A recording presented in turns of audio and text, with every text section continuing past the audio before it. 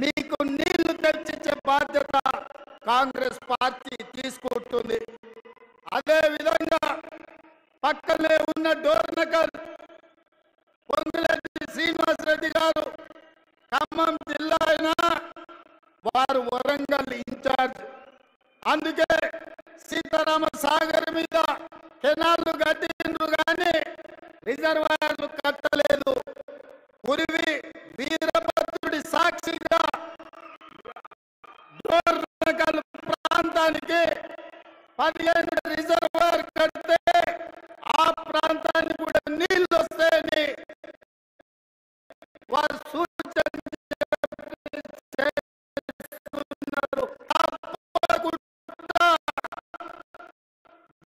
వీరభద్రుడి పేరు మీద సాధ్యాలను పరిశీలించి 15 టీఎంసీల రిజర్వాయర్ను నిర్మించడానికి అవసరమైన ప్రణాళికను రచించడానికి మా పెద్దలు ఉత్తమన్న గారికి నేను విజ్ఞప్తి చేస్తున్నా. మిత్రులారా, నేను ఇవాళ ఒకటే మాట చెప్పదలుచుకున్నా. ఇన్ని వేలాది మంది ఇన్ని గంటలైనా వైరాలో వచ్చి కూర్చొని కాంగ్రెస్ ను ఆశీర్వదించడానికి వచ్చినందుకు మీకు అభినందనలు తెలియజేస్తూ ఆర్టీసీలో ఉచిత ప్రయాణం ఇచ్చిన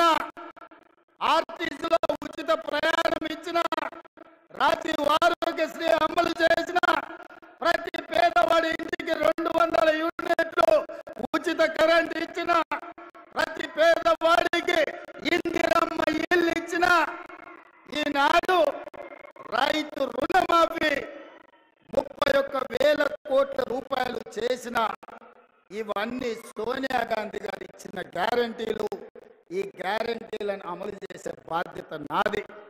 ఇవాళ 8 నెలల్లో ఇన్ని గ్యారంటీలను అమలు చేస్తూ ప్రభుత్వ ఉద్యోగులకు ప్రతి నెల మొదటి తారీఖు నాడే జీతాలు ఇస్తూ నిరుద్యోగ సమస్యను పరిష్కరించడానికి ప్రభుత్వంలో ఉన్న ఖాళీలను 30,000 ప్రభుత్వ ఉద్యోగాలు 90 రోజుల్లో నిరుద్యోగులకు ఇచ్చి నిరుద్యోగ యువకులని ఆదుకున్న గ్రూప్ 1, గ్రూప్ 2, గ్రూప్ 3తో పాటు డిఎస్సిలో 11,000 ఉద్యోగాలు ఇచ్చి సంవత్సరం తిరిగే లోపలనే 65,000 ఉద్యోగాలు ఇవ్వడానికి ఇవాళ కాంగ్రెస్ పార్టీ ప్రణాళిక చేసింది. సోదరులారా, ఇవన్నీ మా గొప్పతనం కాదు, ఈ గొప్పతనం మీది.